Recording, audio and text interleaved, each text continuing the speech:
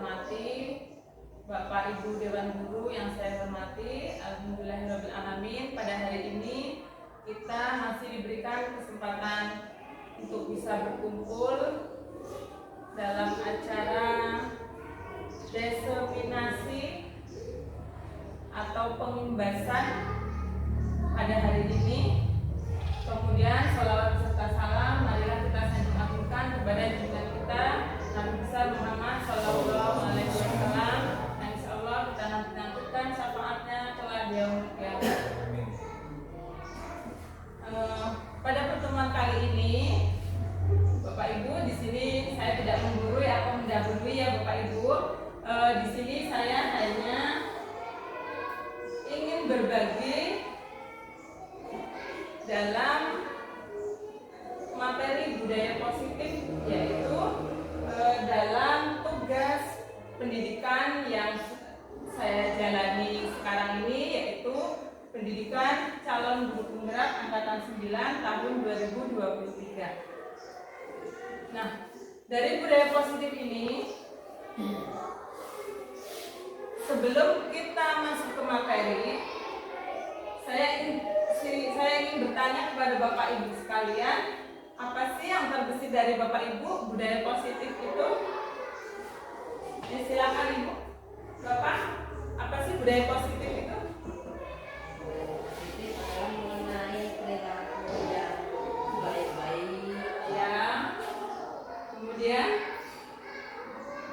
apa lagi?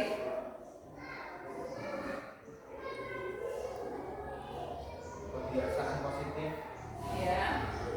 Ya, sudah tentu yang namanya positif itu pasti yang baik ya Bapak Ibu. Entah itu dari tingkah laku, kemudian dari ucapan, yang jelas itu adalah sesuatu yang baik. Nah, mari kita lihat untuk yang selanjutnya. Nah, budaya positif di sini yaitu yang tertanam di sekolah, nilai-nilai dan kebiasaan-kebiasaan di sekolah yang berpihak pada peserta didik agar mereka dapat berkembang menjadi pribadi yang kritis, penuh hormat dan bertanggung jawab. Nah, jadi budaya positif ini adalah nilai-nilai yang kita terapkan di sekolah, yaitu tentunya nilai-nilai yang bagus ya, yang bisa berkembang pada anak didik kita.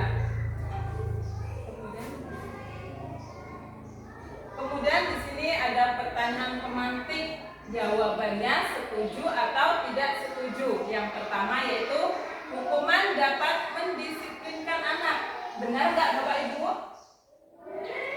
Kita menghukum anak misalnya dengan suruh berlari-lari di lapangan, itu dapat nggak mendisiplinkan anak? Setuju atau tidak setuju? Kalau hukumannya lari-lari ya tidak setuju, karena nantinya akan mengurangi tenaga atau daya tubuh kita yang jadi lebih. Ya, bagus sekali Ibu ya. Ketika kita mengucapkan setuju atau tidak setuju, tentu kita punya alasan pribadi masing-masing ya. Kemudian yang kedua, pemberian hukuman dengan hal positif seperti membaca atau membersihkan halaman sekolah dapat meningkatkan disiplin anak. Setuju tidak Ibu? Setuju. Iya, setuju, karena dia akan berimbas ke diri anak yang menerapkan diri untuk selalu menjaga kebersihan. Kemudian yang ketiga, memberi penghargaan dapat meningkatkan motivasi belajar anak. Memberi penghargaan berarti ketika anak itu berprestasi, kita berikan apresiasi atau bisa dikatakan poin atau hadiah lah sebangsanya ya. Ya, setuju, karena dia akan membuat motivasi anak menjadi lebih bagus lagi. Kemudian ada perubahan paradigma. Mungkin yang dari setuju atau tidak setuju itu paradigma yang lama ya Bapak Ibu. Nah, di sini ada perubahan paradigma untuk membangun budaya positif sekolah, perlu menyediakan lingkungan yang positif, aman dan nyaman agar murid-murid mampu berpikir, bertindak dan mencipta dengan merdeka merdeka, mandiri, dan bertanggung jawab. Lazimnya disiplin dikaitkan dengan kontrol, dalam hal ini kontrol baru dalam menghadapi murid. Artinya kontrol baru dalam menghadapi murid itu berarti diri kita atau diri pendidik ini bagaimana cara mengontrol atau cara mengendalikan diri anak. Kemudian perubahan paradigma kegiatan kepalan tangan ini berarti kita mengadakan kegiatan atau suatu yang Bapak Ibu praktekkan sekarang ini. Ya, di sini ada misalnya kegiatan kepalan tangan ini ada A dan B. Di sini kita dan teman kita ada secari kertas atau apapun yang kita genggam, ya. Di situ kita tuliskan benda atau sesuatu yang sangat berharga. Sebelum kita masuk ke materi, saya ingin bertanya kepada Bapak Ibu sekalian, apa sih yang terbesit dari Bapak Ibu budaya positif itu? Ya, silakan Ibu. Bapak, apa sih budaya positif itu? Positif adalah mengenai perilaku yang baik-baik. Ya. Kemudian apa lagi?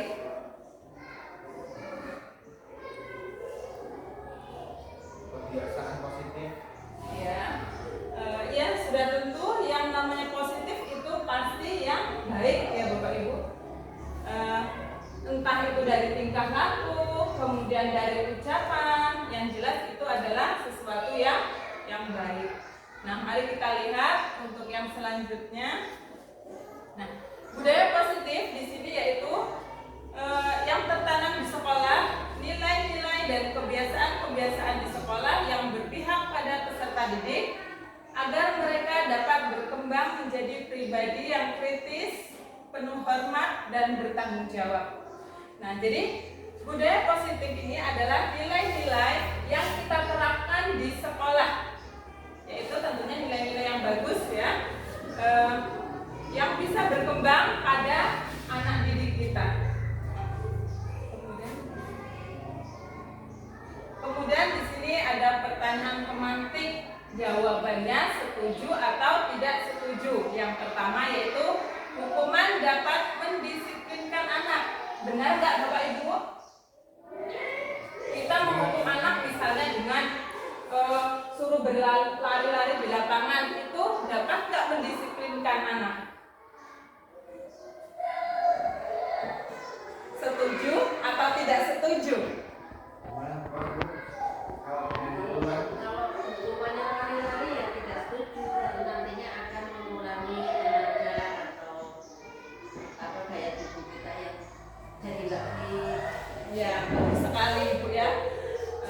Ketika kita mengucapkan setuju atau tidak setuju, tentu kita punya alasan pribadi masing-masing ya. Kemudian yang kedua, pemberian hukuman dengan hal positif seperti membaca atau membersihkan halaman sekolah dapat meningkatkan disiplin anak. Setuju tidak Ibu? Setuju. Iya, setuju karena dia akan berimbas ke diri anak yang menerapkan diri untuk selalu menjaga kebersihan. Kemudian yang ketiga, memberi penghargaan dapat meningkatkan motivasi belajar anak. Memberi penghargaan berarti ketika anak itu berprestasi kita berikan apresiasi atau bisa dikatakan poin atau hadiah lah sebangsanya ya. Ya setuju karena dia akan membuat motivasi anak menjadi lebih bagus lagi. Kemudian ada perubahan paradigma. Mungkin yang dari setuju atau tidak setuju itu paradigma yang lama ya Bapak Ibu. Nah, di sini ada perubahan paradigma untuk membangun budaya positif sekolah perlu menyediakan lingkungan yang positif, aman dan nyaman agar murid-murid mampu berpikir, bertindak dan mencipta dengan merdeka, mandiri dan bertanggung jawab. Lazimnya disiplin dikaitkan dengan kontrol, dalam hal ini kontrol baru dalam menghadapi murid. Artinya kontrol baru dalam menghadapi murid itu berarti diri kita atau diri pendidik ini bagaimana cara mengontrol atau cara mengendalikan diri anak. Kemudian perubahan paradigma kegiatan kepalan tangan ini berarti kita mengadakan kegiatan atau suatu yang Bapak Ibu praktekkan untuk sekarang ini.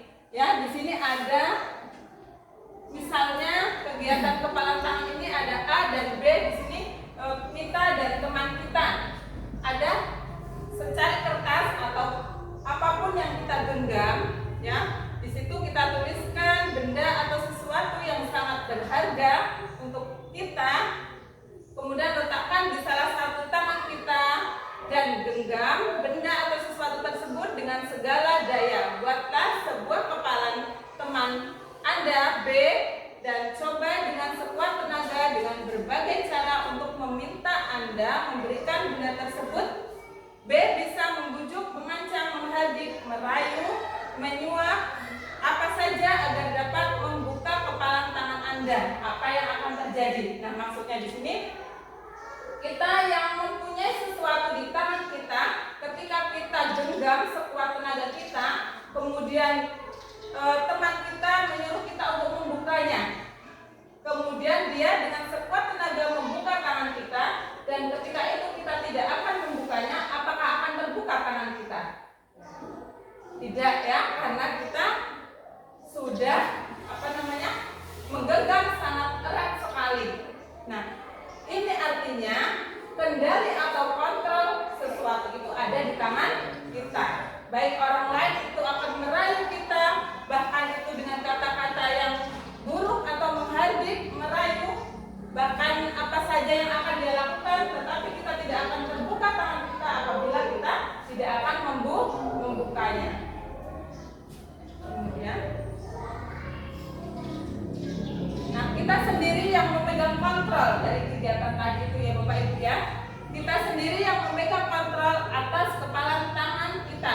Apakah kita membuka atau tetap menutup tangan kita? Itu tergantung pada diri kita masing-masing sesuai dengan kebutuhan dasar kita saat itu. Jadi ketika kita memegang kontrol pada diri anak, anak tersebut kita arahkan. Nah, itu yang memegang kontrol adalah diri kita, bukan orang lain. Perubahan dari paradigma teori kontrol atau ilusi kontrol. Yang pertama ini perubahan paradigma ini artinya berarti sebelum ada perubahan paradigma yang sekarang ini. Yang pertama yaitu ilusi guru mengontrol murid. Kemudian ilusi bahwa kritik dan membuat orang lain merasa bersalah dapat menguatkan karakter. Yang ketiga, ilusi bahwa semua penguatan positif, efektif, dan bermanfaat. Yang keempat, ilusi bahwa orang dewasa memiliki hak untuk memaksa. Ini adalah paradigma yang lama. Kemudian ada perubahan paradigma dari yang sebelumnya. Ini adalah perubahan paradigma stimulus respon atau teori kontrol dan teori pilihan. Siapa sesungguhnya yang memiliki kontrol? Kontrol terhadap anak didik kita. Stimulus respon, kita mencoba mengubah orang agar berpandangan sama dengan kita. Itu stimulusnya. Kemudian teori kontrolnya, kita berusaha memahami pandangan orang lain tentang dunia. Yang kedua, perilaku buruk dilihat sebagai sesuatu kesalahan. Kemudian teori kontrolnya, semua perilaku memiliki tujuan. Jadi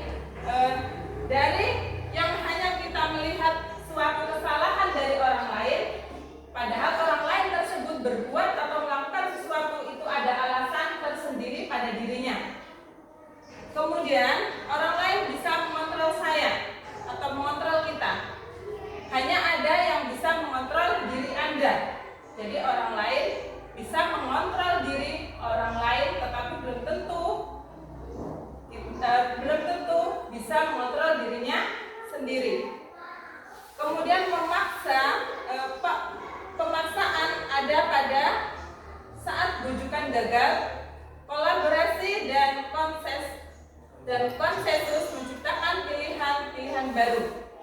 Kemudian stimulus responnya, model berpikir menang atau kalah. Kemudian teori kontrol, model berpikir menang dan menang. Kemudian menurut Ki Hajar Dewantara, bahwa tujuan pendidikan yaitu menuntun segala kodrat yang ada pada anak agar mereka dapat mencapai keselamatan dan kebahagiaan setinggi-tingginya, baik sebagai manusia maupun sebagai anggota masyarakat. Sebab itu, pendidikan itu hanya dapat menuntun tumbuh atau hidupnya kekuatan kodrat yang ada pada anak, agar dapat memperbaiki lakunya, bukan dasarnya. Hidup dan tumbuhnya kekuatan kodrat pada anak. Nah, dari pemikiran Ki Hajar Dewantara ini, bahwa kita tidak bisa memaksakan kehendak anak sesuai dengan kehendak kita. Artinya kita hanya menuntun atau mengarahkan anak tersebut ke arah yang lebih baik. Kemudian, apa makna disiplin? Disiplin ini adalah berasal dari bahasa Latin yang disiplina, yang artinya belajar. Nah, selama ini disiplin itu kita artikan dengan peraturan sekolah atau tata tertib. Dari makna disiplin ini bisa kita lihat bahwa disiplin itu artinya belajar, yaitu makna asal dari kata ini berkonotasi dengan disiplin diri dari murid-murid Socrates dan Plato. Ini adalah pengertian dari tokoh yaitu Socrates dan Plato. Itu pengertiannya disiplin, yaitu artinya belajar.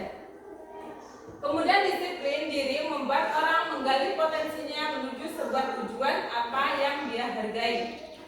Namun dalam budaya kita, makna kata disiplin lebih berubah menjadi sesuatu yang dilakukan seseorang pada orang lain atau mendapatkan kepatuhan.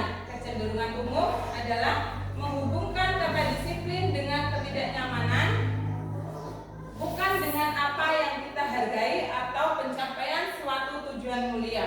Jadi di sini sudah tentu yang awal tadi, selama ini kita mendisiplinkan anak itu dengan cara peraturan atau tata tertib sekolah. Nah, dari pengertian disiplin di sini, disiplin dapat diartikan kemampuan memerintah diri sendiri dalam mengontrol dan menguasai diri untuk memilih tindakan yang mengacu pada nilai-nilai yang kita hargai dengan penuh tanggung jawab tanpa perintah orang lain. Jadi artinya di sini kita mengontrol diri kita atau memerintah diri kita dengan memilih tindakan yang mengacu pada nilai-nilai yang kita hargai dengan penuh tanggung jawab. Artinya dari diri kita mempunyai tanggung jawab. Jadi tanpa diperintah orang lain atau disuruh orang lain untuk berbuat seperti ini, itu ya. Kemudian ada nilai-nilai kebijakan universal. Nilai-nilai kebijakan adalah sifat-sifat positif manusia, merupakan tujuan mulia yang ingin dicapai setiap individu. Jadi seseorang atau anak didik kita itu juga sebenarnya apa tindakan yang dia lakukan itu memiliki tujuan yang dia harapkan. Entah itu dari dia pengen menjahit temennya, itu sebenarnya dia hanya memuaskan kesenangan dia. Saya ingin seperti ini, gitu. Kemudian ada anak yang rajin belajar, dia juga punya keinginan aku supaya pintar, itu ya keinginannya. Kemudian dari nilai kebijakan universal ini itu dilatar belakangi oleh ada beberapa tokoh di sini, yaitu Dr. William Glaser, kemudian ada Diane Gossen, ya. Setiap suatu tujuan dengan mengaitkan nilai-nilai kebijakan yang diyakini seseorang, maka motivasi intrinsiknya akan terbangun sehingga menggerakkan motivasi dari dalam untuk mencapai tujuan yang diinginkan. Kemudian nilai-nilai kebijakan yang ingin dicapai oleh setiap anak Indonesia kita kenal dengan profil pelajar Pancasila. Ini yang sekarang lagi kita jalani, yaitu Merdeka Belajar ya Bapak Ibu ya. Yang pertama di sini ada karakter profil pelajar Pancasila, yaitu beriman bertakwa kepada Tuhan Yang Maha Esa. Kenapa kok beriman bertakwa kepada Tuhan Yang Maha Esa ini adalah urutan nomor 1? Karena diharapkan dengan terciptanya beriman dan bertakwa itu akan merangkul semua dari kelima profil pelajar Pancasila di bawahnya. Jadi kita didik anak-anak supaya yang pertama yaitu sebelum belajar dari beriman ini adalah berdoa sebelum belajar, kemudian bisa dengan membaca suratan pendek, dan bisa juga kita menyebutkan misalnya Asmaul Husna atau rukun Islam atau yang lain sebagainya. Kemudian mandiri, berarti anak tersebut bisa menciptakan dirinya untuk tidak bergantung kepada orang lain. Kemudian bernalar kritis, artinya di sini anak tersebut bisa menyerap pengetahuan yang Bapak Ibu berikan, ya, yang Bapak Ibu berikan, dan bisa menjawab ketika Bapak Ibu bertanya. Kemudian kebinekaan global. Kebinekaan global ini artinya kita bisa memberikan pengetahuan atau anak tersebut bisa mencari pengetahuan yang lebih luas. Kemudian bergotong royong. Bergotong royong ini artinya kita bekerja bersama-sama. Kemudian kreatif. Kreatif di sini berarti bisa mendapatkan dia bisa menciptakan sesuatu yang bisa menghasilkan. Supaya tidak ngantuk Bapak Ibu, mari berdiri dulu.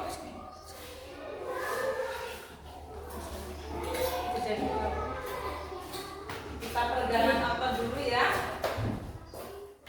Yang pertama, tepuk jari 1 tutup, tepuk jari 2 bawah, tepuk jari 3 dada, tepuk jari 4 papat, tepuklah semua.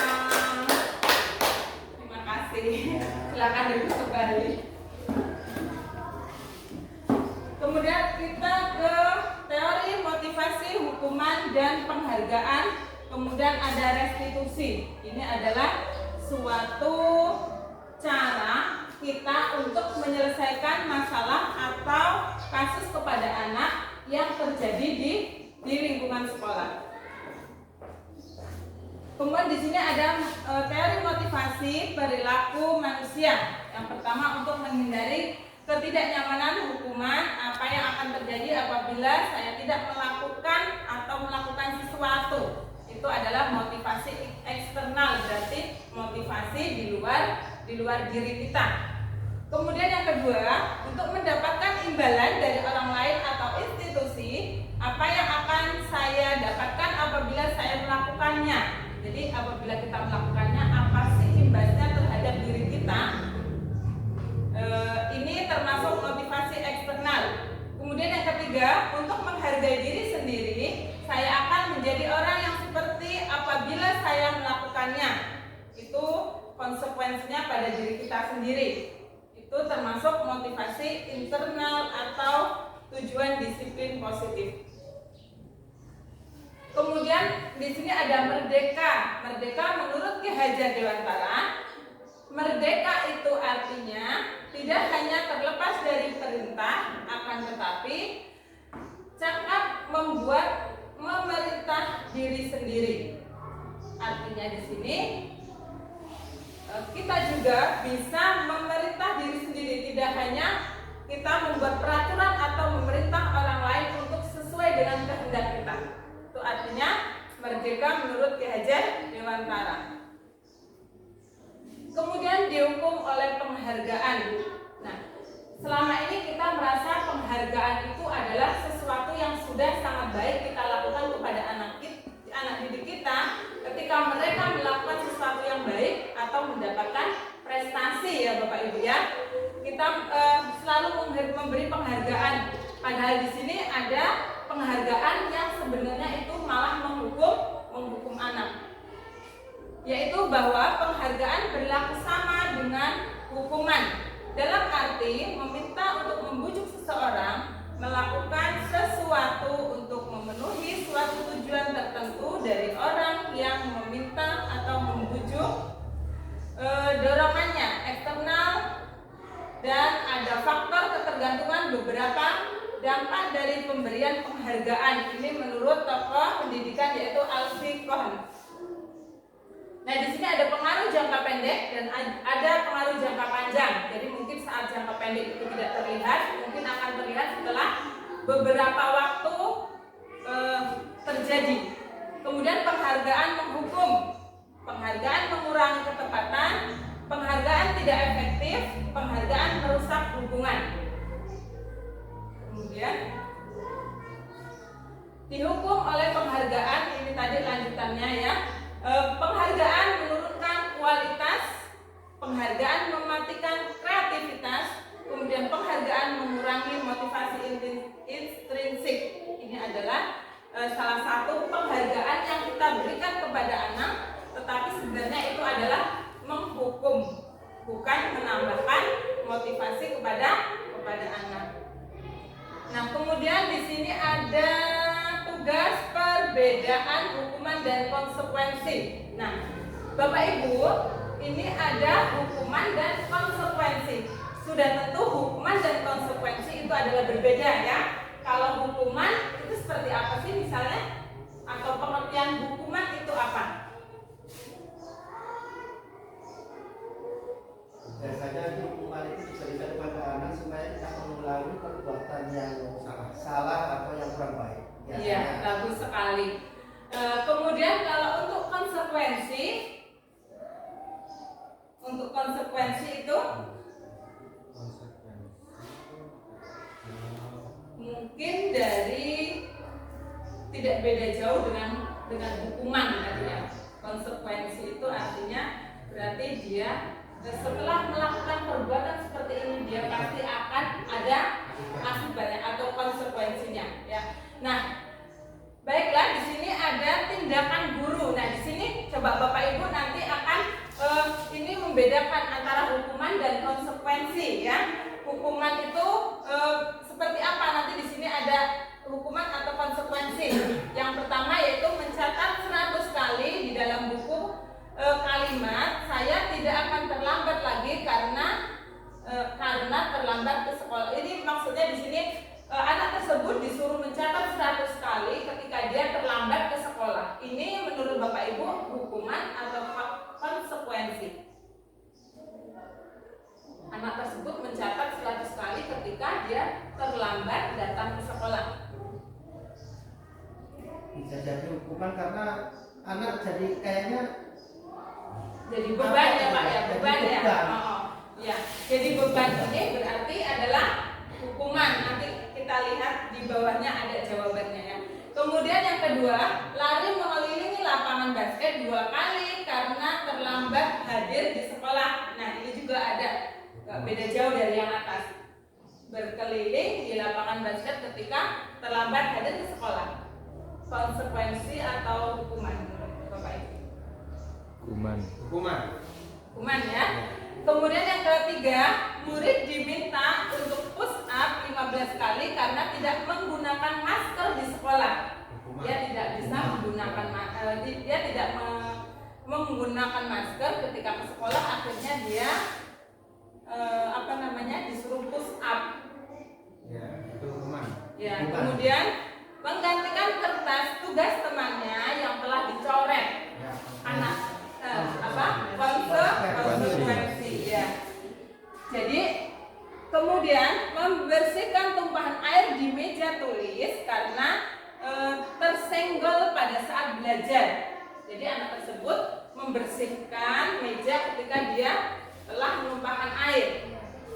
Itu termasuk konsekuensi. Kemudian murid disuruh untuk mengenakan sepatu seharian di sekolah karena tidak menggunakan sepatu hitam. Hukuman ya. Kemudian lari mengelilingi lapangan basket 2 kali karena terlambat 10 menit untuk pelajaran PJOK. Ini termasuk hukuman. Baik. Nah, dari jawaban Bapak Ibu tadi di sini di bawahnya sudah ada, kita bisa membedakan ya tuh antara hukuman dan konsekuensi. Hukuman di sini yaitu sesuatu yang menyakitkan atau harus terjadi membuat anak sakit fisik maupun hati untuk jangka waktu yang lama. Nah, itu berupa hukuman. Jadi ketika kita memberikan sesuatu kepada anak atau sanksi itu yang menimbulkan atau menyakitkan fisik atau hati, itu adalah sesuatu bisa dikatakan dengan hukuman. Kemudian konsekuensinya yaitu sesuatu yang harus terjadi. Kemudian selanjutnya anak membenci kedisiplinan. Konsekuensinya anak menghargai disiplin. Artinya lebih bagus konsekuensi atau hukuman ya Bapak Ibu. Atau sama-sama dua-duanya kurang bagus. Konsekuensi ya. Kemudian hukuman di sini ada paksaan. Kemudian kalau konsekuensi itu adalah stimulus tanggapan. Kemudian mendorong anak menyakiti diri sendiri. Konsekuensinya adalah mendorong anak agar mudah menyesuaikan diri. Ya. Kemudian untuk hukuman, konsep diri yang buruk, konsekuensinya menjadi konsep diri yang baik. Jadi ada perbedaan antara hukuman dan konsekuensi ya Bapak Ibu ya. Kemudian anak belajar untuk menyembunyikan kesalahan. Kemudian konsekuensinya anak belajar untuk mematuhi peraturan. Selanjutnya hukuman di sini ada rasa marah, rasa bersalah, kemudian dipermalukan, merasa tidak dihargai. Kemudian konsekuensinya kehilangan hak, dibuat tidak nyaman, disangka untuk diasingkan untuk sementara atau time out. Kemudian kita selanjutnya yaitu ada restitusi. Restitusi itu adalah ya, sebelum kita ke pengertian di depan ini, restitusi itu adalah suatu permasalahan yang kita selesaikan dengan tahapan-tahapan tertentu ya. Kemudian dari pengertian ini, restitusi adalah proses menciptakan kondisi bagi murid untuk memperbaiki kesalahan mereka sehingga mereka bisa kembali pada kelompok mereka dengan karakter yang lebih kuat. Kemudian restitusi juga merupakan proses kolaboratif yang mengajarkan murid untuk mencari solusi untuk masalah mereka dan membantu murid berpikir tentang orang seperti apa yang mereka ingin menjadi tujuan mulia dan bagaimana mereka harus memperlakukan orang lain. Itu menurut tokoh pendidikan yaitu Gosen.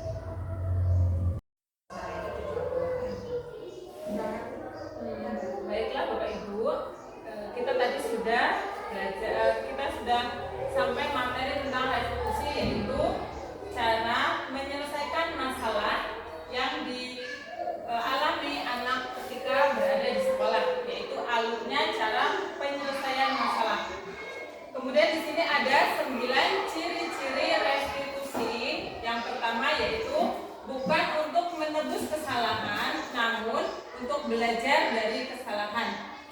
Yang kedua, memperbaiki hubungan. Kemudian yang ketiga, tawaran dan bukan paksaan. Yang keempat, restitusi menuntut untuk melihat ke dalam diri. Yang kelima, restitusi mencari kebutuhan dasar yang mendasari tindakan. Kemudian restitusi diri adalah cara yang paling baik. Nomor 7, restitusi fokus pada karakter dan bukan tindakan. Yang kedelapan, restitusi merupakan fokus pada solusi.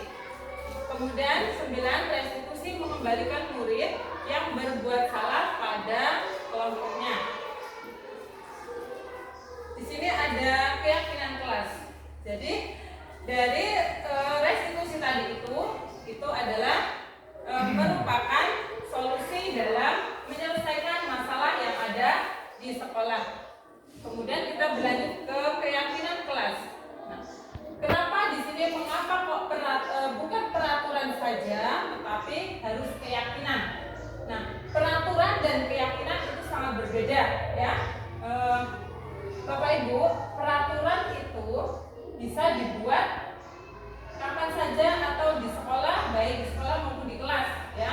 Nah, ini ada bedanya peraturan dan keyakinan. Menurut Bapak Ibu, keyakinan itu apa sih? Ya, Bapak Ibu. Keyakinan itu apa? Peraturan. Peraturan itu adalah bisa dikatakan dengan tata tertib, ya. Kemudian di sini ada keyakinan kelas. Jadi nanti akan kita bahas keyakinan kelas. Nah, di sini ada pertanyaan, di sini ada jawabannya yang peraturan dan ada yang keyakinan. Yang pertama, mengapa kita memiliki peraturan harus menggunakan helm bila mengendarai kendaraan roda 2? Apa yang terbesit dalam diri Bapak Ibu ketika kita mau menaiki motor, kemudian kita harus memakai helm? Keselamatan. Untuk keselamatan, untuk menjaga diri kita. Kemudian yang kedua, mengapa kita memiliki peraturan 3M, menggunakan masker, mencuci tangan, dan menjaga jarak? Itu termasuk kenapa kok kita harus menjaga 3M tersebut? Menjaga kesehatan. Menjaga kesehatan, yang bagus sekali ya Bapak. Kemudian yang ketiga, mengapa kita memiliki peraturan harus datang tepat waktu pada saat mengikuti pelatihan? Berarti di sini artinya kita harus sesuai dengan jadwal. Kemudian untuk mendukung motivasi intrinsik, kembali ke nilai-nilai keyakinan. Keyakinan lebih menggerakkan seseorang dibandingkan mengikuti serangkaian peraturan-peraturan. Nah, jadi di sini nilai keyakinan itu akan lebih menggerakkan seseorang tersebut. Misalnya nanti kita ada peraturan kelas dan keyakinan kelas. Di situ nanti ada perbedaannya. Mengapa kok tidak peraturan aja yang diterapkan, tetapi ada keyakinan kelas? Nanti di situ akan ada perbedaannya antara peraturan dan keyakinan kelas. Nah, kemudian di sini yang akan terbentuk dari keyakinan kelas yaitu akan adanya budaya positif, kemudian lingkungan positif, dan kemudian keyakinan kelas, peraturan kelas. Nah, di sini ada contohnya ketika kita membuat keyakinan kelas, yaitu dengan adanya kesepakatan dari murid, ya. Yang pertama tadi itu antara peraturan dan keyakinan. Ketika peraturan itu diterapkan, anak-anak pasti akan tertanam dalam diri dia bahwa peraturan itu adalah harus kita laksanakan. Apabila tidak kita laksanakan, pasti akan kena hukuman, ya. Jadi beda nanti dengan keyakinan kelas. Keyakinan kelas ini akan timbul pada diri anak tersebut, yaitu merasa dia tanggung jawab saya, gitu ya. Jadi antara peraturan dan keyakinan kelas itu nantinya akan berbeda. Di sini nanti apabila kita membuat keyakinan kelas itu adanya kesepakatan antara guru dan siswa.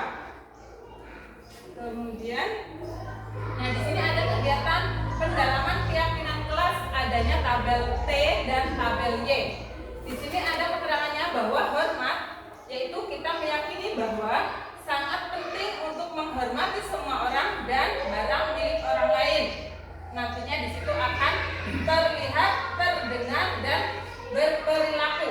Kemudian bekerja di sini, kami meyakini bahwa sangat penting untuk mengerjakan segala pekerjaan atau mengikuti kegiatan yang telah ditugaskan.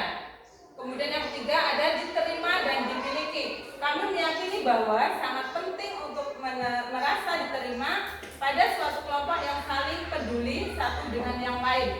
Nah, di sini adalah sebenarnya ini bisa diterapkan ketika membuat keyakinan kelas. Ketika hormat itu sikap anak itu yang seperti apa sih gitu? Dia akan terlihatkah atau terdengarkah atau berperilaku? Kalau sifat hormat itu artinya anak tersebut akan ditunjukkan dengan perilaku. Berarti di sini adalah yang paling kuat, yaitu adalah berperilaku. Kemudian bekerja di sini meyakini bahwa sangat penting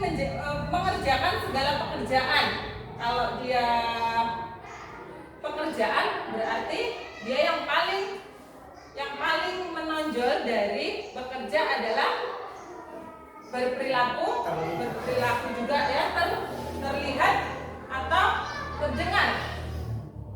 Apa ini ya Bapak Ibu yang bekerja ini? Terlihat karena dia melakukan sesuatu. Nah, ini adalah salah satu cara membentuk keyakinan kelas. Kemudian diterima dengan memiliki. Kami meyakini bahwa sangat penting untuk merasa diterima pada suatu kelompok yang saling peduli dan dengan yang lain. Nah, ini adalah tabel Y, kemudian tabel T-nya di sini akan tampak seperti atau tidak tampak seperti. Ini artinya anak tersebut sudah melakukan atau belum melakukan. Itu nanti. Ini prosesnya untuk keyakinan kelas. Kemudian bekerja, dia akan tampak seperti dan tidak tampak seperti. Artinya anak tersebut sudah melakukan atau belum melakukan. Kemudian diterima dan dimiliki, di sini tampak seperti itu. Anak tersebut misalnya dengan rasa hormatnya, anak tersebut ketika jalan menundukkan kepala atau membungkukkan badan, itu berarti sudah terlihat dalam diri anak tersebut bahwa dia memiliki rasa hormat kepada gurunya.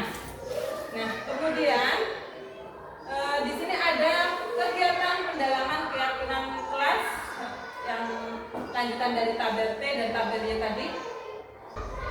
Nah, untuk selanjutnya yaitu kebutuhan dasar manusia dan dunia berkualitas. Di sini manusia mempunyai kebutuhan dasar yang bisa kita rasakan selama ini ya. Kebutuhan dasar itu bisa dari pribadi kita, bisa dari orang lain. Misalnya kebutuhan pribadi kita seperti apa? Ya, Bapak Ibu, misalnya kebutuhan primer. Misalnya kayak kita butuh makan, kita butuh kesenangan ya. Kalau dari orang lain apa? Kebutuhan sosial, yaitu kita membutuhkan orang lain. Jadi kebutuhan dasar manusia itu ada yang dari diri kita, ada yang dari orang lain. Nah, di sini ada kebutuhan dasar. Intinya yaitu mudah menemukan aktualisasi diri, atau di sini bisa dikatakan mudah menemukan pemecahan dari suatu masalah. Ini bahasa Inggrisnya, kita pakai bahasa Inggris. Kemudian ada penghargaan, kemudian kasih sayang, ada rasa aman, kemudian ada kebutuhan fisiologi. Yang kebutuhan fisiologi ini tentunya dari diri kita. Kita membutuhkan sesuatu yang misalnya kita butuh refresh lah ya, kayak butuh refreshing atau butuh kesenangan, itu yang timbul dari diri kita. Kemudian ada 5 posisi kontrol. Nah, di sini kita sebagai pendidik ini ada 5 posisi kontrol kita terhadap anak didik kita, yaitu bergerak antara menjadi pemantau ya. Di sini ada peraturan, ada pemantau, konsekuensi atau hadiah, kemudian ada nilai-nilai manajer atau memperbaikinya. Nah, di sini ada pertanyaan, kalau kamu saya akan. Nah, di sini ada pilihannya. Apabila anak tersebut tidak melakukan sesuatu, pasti akan diberikan hukuman. Kemudian apa yang kamu yakini, bagaimana memperbaiki masalah ini, kemudian cara memperbaikinya, yaitu kita berdua mendapatkan apa yang kita butuhkan. Ini sebenarnya berkesinambungan antara dari pemantau atau posisi kontrol tersebut.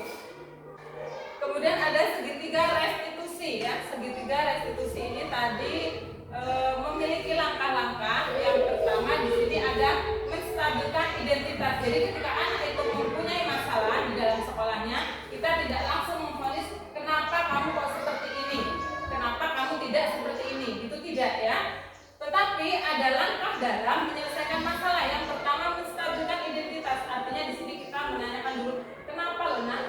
kok berbuat seperti ini? Kenapa alasan kamu gitu ya? Kemudian ada validasi kebutuhan. Kenapa kamu kok tidak seperti ini gitu? Jadi kenapa kamu melakukan ini karena apa gitu? Terus menanyakan keyakinan. Jadi kita setelah terbentuk tadi itu keyakinan kelas, makanya di sini kita akan menanyakan perilaku kamu itu sudah menunjukkan keyakinan kelas kita atau belum gitu. Jadi dari penyelesaian masalah itu kita ambil dari dasarnya kenapa anak tersebut melakukan hal seperti itu, dan akhirnya dia akan menyadari, oh kenapa saya kok seperti ini, harusnya saya seperti yang ada di keyakinan kelas kita. Nah kemudian untuk membuat anak merasa gagal karena berbuat salah menjadi positif terhadap dirinya. Jadi dalam menstabilkan identitas tadi itu dari awal kita penyelesaian masalahnya, menstabilkan identitas terlebih dahulu, yaitu tujuannya untuk membuat anak yang merasa gagal karena berbuat salah menjadi positif terhadap dirinya. Jadi anak tersebut, kalau anak berbuat salah sebenarnya itu kan bukan yang kita harapkan. Itu artinya berarti anak tersebut bertingkah laku membuat anak tersebut merasa gagal karena dia tidak sesuai dengan apa yang diharapkan orang lain. Itu berarti dia merasa gagal. Kemudian guru berkata berbuat salah itu hal yang manusiawi. Tidak ada manusia yang sempurna. Bapak Ibu juga pernah berbuat salah. Ini artinya menenangkan anak tersebut yang mempunyai kasus ya. Jadi di sini menstabilkan identitas itu bisa dikatakan dengan seperti ini. Misalnya kita pasti bisa menyelesaikan permasalahan ini. Kemudian Bapak Ibu tidak tertarik untuk mencari tahu siapa yang benar dan siapa yang salah. Untuk mencari tahu siapa yang benar dan siapa yang salah, atau lebih tertarik untuk menyelesaikan masalah. Kemudian kalau kamu menyalahkan dirimu sendiri terus-menerus, apakah kamu bersikap baik pada dirimu sendiri? Ini adalah langkah yang pertama dalam menyelesaikan masalah menggunakan menstabilkan identitas. Kemudian yang kedua yaitu validasi kebutuhan. Jadi di sini validasi kebutuhan adalah membantu murid untuk mengenali basic need atau kebutuhan dasar yang ingin dipenuhinya ketika melakukan kesalahan itu. Pada dasarnya setiap tindakan manusia tujuannya adalah memenuhi basic need. Apakah itu power, freedom, love, and kebersamaan. Kemudian dalam validasi kebutuhan ini itu bisa gurunya berkata, kamu bisa saja akan melakukan hal yang lebih buruk, tapi kamu tidak melakukannya, bukan? Kemudian yang kedua, kamu pasti punya alasan mengapa melakukannya. Yang ketiga, apa yang penting bagi kamu. Kemudian yang keempat, kamu boleh tetap berusaha menjaga sikap itu, tapi tambahkan sikap yang lain yang lebih bagus. Kemudian maukah kamu belajar dengan cara lain untuk mendapatkan yang kamu butuhkan tanpa harus memukul? Kemudian apakah kamu bisa melakukan dengan lebih baik besok lagi? Ini adalah cara kita memvalidasi kebutuhan siswa. Kemudian yang ketiga yaitu menanyakan keyakinan. Ini tadi yang sudah kita pelajari tadi, yang dengan tabel T dan tabel Y, yaitu di sini menanyakan keyakinan. Anak melihat kesalahannya dihubungkan dengan norma sosial dan nilai-nilai yang mendasari manusia berinteraksi dengan orang lain. Yaitu kita bisa menggunakan kata-kata apa nilai yang kita percaya di kelas atau di sekolah, nilai-nilai universal apa yang telah kita sepakati. Ini apabila kita sudah membuat keyakinan kelas. Kemudian selanjutnya, kelas yang ideal itu seperti apa sih? Kamu ingin jadi anak seperti apa? Tuh ya. Kemudian apa yang kamu rasakan ketika kamu melakukan itu? Kamu menjadi orang yang seperti apa? Jadi di situ anak bisa berpikir, oh kenapa kok saya melakukan hal seperti ini? Sedangkan ini tidak bagus untuk saya. Kalau seandainya saya ingin menjadi anak yang pintar, tentunya saya tidak akan hanya bisa mencontek atau hanya bermalas-malasan gitu ya. Nah, kemudian ada intervensi 30 di sini, intervensi intervensi ini bisa membantu murid kembali ke tujuan semula dengan cukup singkat dengan cara non konfrontatif. Pertanyaan-pertanyaan yang diajukan biasanya dikemukakan oleh seorang pemantau dan manajer. Kemudian, apakah kamu ingin berbuat lebih baik? Ini adalah salah satu yang bisa kita tanyakan kepada siswa, yaitu dengan apa saat ini kamu sedang menjadi orang yang sedang kamu inginkan. Kemudian bisa juga dengan apakah wajar membuat kesalahan, bisakah kita memperbaikinya. Kemudian apa yang kamu lakukan ini apakah sudah sesuai? Maksudnya dari pertanyaan-pertanyaan ini adalah apakah intinya apakah semua yang dikerjakan ini sudah sesuai dengan yang diinginkan anak tersebut apa belum?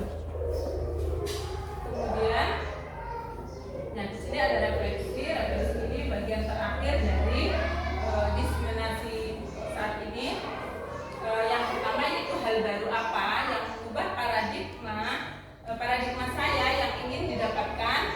Kemudian dua, perasaan apa yang muncul selama mengikuti diseminasi ini, khususnya mengenai mana disiplin dan motivasi intrinsik. Kemudian yang ketiga, peran Among, seperti apakah yang saya telah lakukan selama mengikuti diseminasi ini. Peran Among ini artinya kita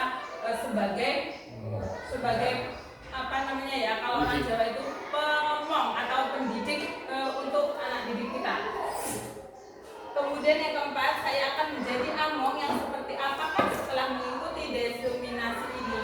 Jadi di sini kita intinya menuntut anak, bukan menuntut anak. Sesuai dengan pemikiran Ki Hajar Dewantara yang sudah tadi, di situ kita hanya mengarahkan anak itu seperti apa maunya.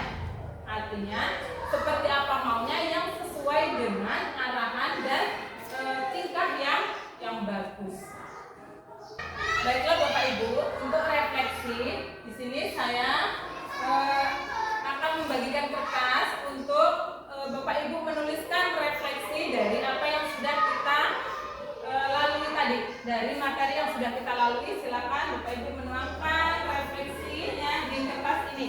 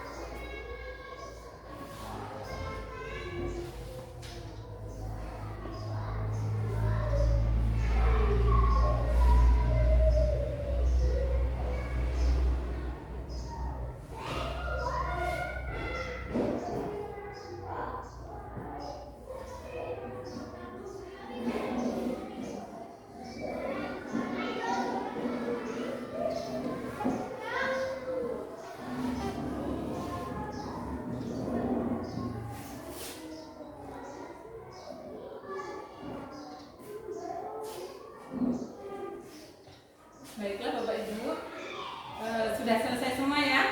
Ya.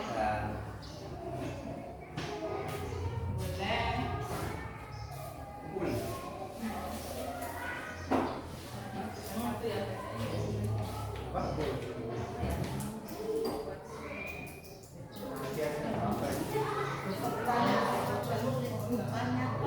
kok jawab tenang.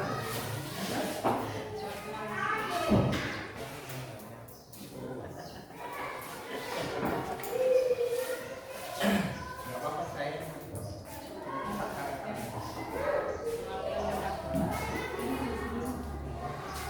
Nanti punya saya yang terima. Baiklah Bapak Ibu, terima kasih sudah memberikan refleksi untuk hari ini. Silakan salah satu perwakilannya boleh maju ke depan. Pak Putra, silakan baca refleksi. Yang pertama saya akan oh,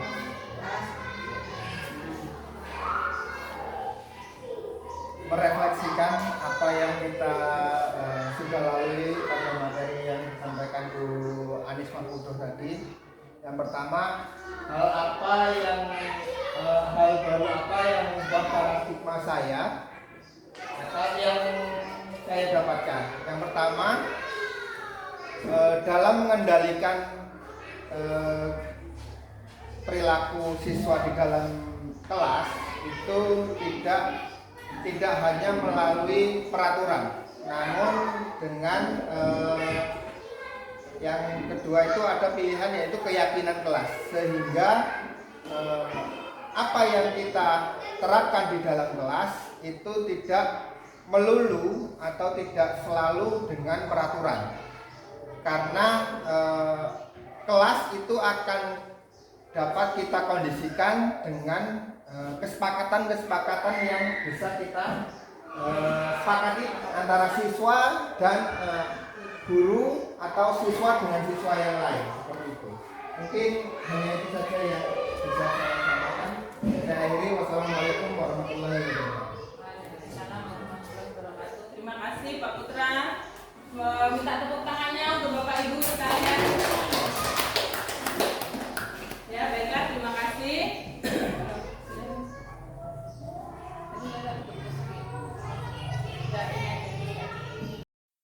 Malah dia dibuka sama gurunya itu bermain, dia ngadu sama orang tuanya, dia dilaporkan sampai dia minta dari 50 juta suruh keluarkan. Lah itu pendidikan yang seperti apa gitu loh, yang diinginkan itu seperti apa, kayaknya antara kenyataan dengan teori itu bisa nggak sinkron gitu loh. Iya, memang yang di sini kan dia tidak hanya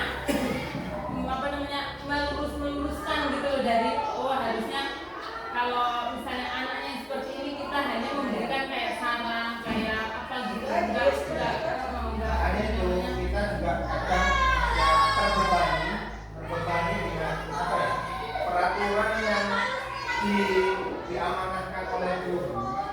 Dan kita itu dituntut untuk mengubah siswa yang tadinya tidak tahu apa-apa. Yang pertama tidak tahu budi pekerti, dan kita dituntut untuk membuat anak itu tahu budi pekerti, tapi dengan cara yang sedikit keras. Itu orang tua tidak terima. Itu yang perbedaan pendidikan di rumah dan di sekolah itu. Maunya yang boleh mukul itu hanya orang tuanya mungkin ya, tapi kalau gurunya nggak boleh. Tapi yang berat tuntutan untuk membentuk siswa yang berbudi pekerti itu di sekolah. Sedangkan orang tua di rumah tidak ada tindakan apa-apa gitu. Makanya agak timpang, yang benar kata Bu Siti tadi, agak timpang peraturan dengan apa yang kita hadapi di sekolah itu. Orang-orang yang berperaturan juga nggak terjun sendiri ngajar. Iya. Jadi nggak tahan ya nggak bisa ini. Cuma ngomong aja ya enak. Enggak, apa itu loh, orang tua itu kok nggak menyadari, oh anakku itu disuruh gurunya sholat nggak mau sholat. Harusnya itu refleksi diri sendiri sebagai orang tua ya. Kok anakku, kenapa anakku nggak sholat? Kalau aku dididik dengan benar, dengan betul, tidak disuruh sholat pun, kalau waktunya sholat tetap sholat gitu. Nah sekarang itu ya yang ada kita taat, bukan dunia maya. Memang biasanya kayak guru di Nusa Tenggara Barat itu kan guru agama dia masih honorer lah, kalau dia masih Honorer, ya. honorer mengajarkan sholat, memang waktu zuhur sholat berjamaah. Anak itu, ayo sholat nak, kayaknya matanya itu menatap gurunya itu ngawang gitu. 3 kali nggak ini dipukul. Nah, dia itu lapor sama orang tuanya, sampai dia lapor ke polisi, dipanggil, ditahan tahanan kota gitu. Alangkah mirisnya ya seorang guru itu gitu, seperti itu gitu. Jadi teorinya itu bagus banget, menunjukkan karakter anak yang berkarakter, yang profil pendidikan Pancasila yang seperti itu. Tapi dengan menurut saya hanya cuman enggak, kalau itu salah harusnya gini, nggak cukup dengan seperti itu. Kalau memang anak salah ya harus ada tekanan loh gitu, harus ada tekanan, jangan hanya yang aduh terus saja. Kayaknya Ya, sekarang ini memang Nggak usah untuk yang kayak gitu sebenarnya. Tetap pertama awal-awal ini secara halus dulu. Iya. Karena secara halus nggak bisa kan. ya harus Nah, tetap ibu nggak langsung tiba-tiba pokok nggak mungkin. Itu nggak mungkin. Karena itu konsekuensi dengan hukuman kan gitu Ya, ya. Itu kan kayaknya nggak strong banget. Di kenyataan memang di teori kayak ini masuk akal ya, Iya, masuk akal benar di teori, cuman pada kenyataannya itu setelah kita lakukan seperti itu nggak ngefek gitu untuk anak. Jadi mungkin anak ya butuh hukuman gitu, karena apa ya, di hanya lewat teguran ternyata tidak. Tapi yang kita butuhkan sekarang tamennya dulu ini agar tidak apa-apa sedikit-sedikit dilaporkan, kita dapat dituntut. Harus ada dasar hukum ya. Ada. Pemerintah itu membela lah. Membela guru juga, kita sudah melakukan apa ya, itu tadi konsekuensi, sudah melakukan konsekuensi tidak berhasil ya mau tidak mau ya harus dengan hukuman gitu. Lalu setelah itu konsekuensi dan hukuman sudah berjalan, kita punya tamengnya nih, peraturan untuk guru itu, dasar hukumnya itu harus dicatat. Mungkin nanti dari proses Ibu Anis dalam menjalankan program guru penggerak ini, mudah-mudahan dapat solusi lah. Kita bisa melalui Ibu Anis bisa ide-idenya bisa disalurkan kepada implementasi guru penggerak. Mudah-mudahan feedbacknya kepada kita nanti, mudah-mudahan seperti ini ya. Belajar. Ini makanya masih saya juga ini baru pertama kali nih Bu, kayaknya belum yang kesana itu belum, ini hanya sebatas teori itu lah, sebatas teori. Nah, memang bisa harus. Nah, ini demikianlah tadi desiminasi dari saya, mudah-mudahan bisa bermanfaat. Saya akhiri. Assalamualaikum warahmatullahi wabarakatuh. Waalaikumsalam warahmatullahi wabarakatuh. Semuanya ada.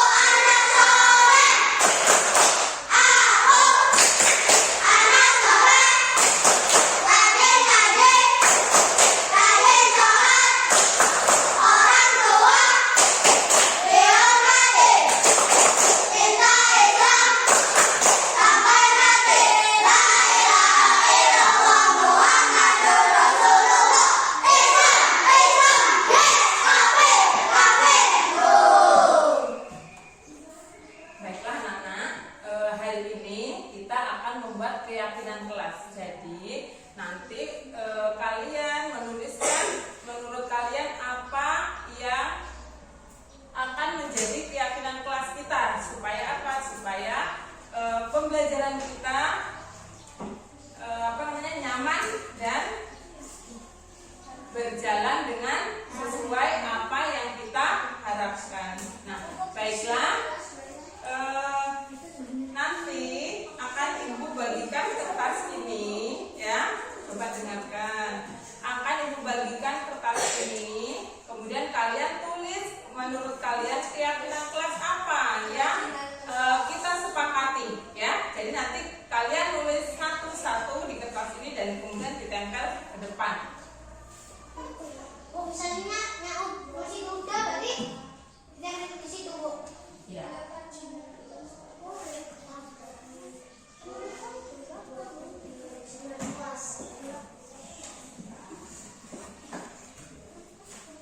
Nah, kita akan membuat apa, anak-anak? Keyakinan kelas.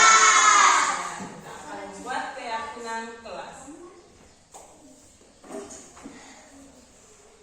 Nah, sekarang Ibu bagi satu-satu.